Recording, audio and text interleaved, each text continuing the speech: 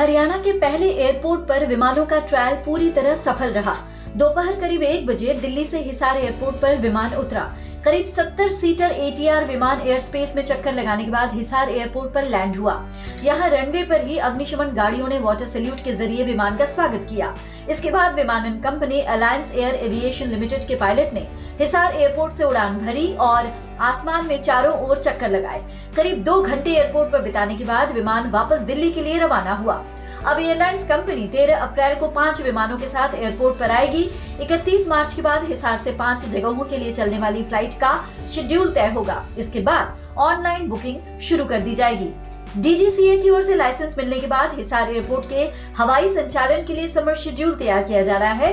ये शेड्यूल 31 मार्च तक बनकर तैयार हो जाएगा। 1 अप्रैल से 30 सितंबर तक शेड्यूल लागू होगा।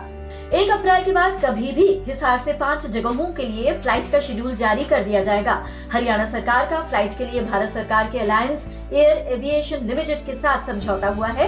कंपनी को जो टिकटों में घाटा होगा उसकी 1 साल तक भरपाई हरियाणा सरकार करेगी।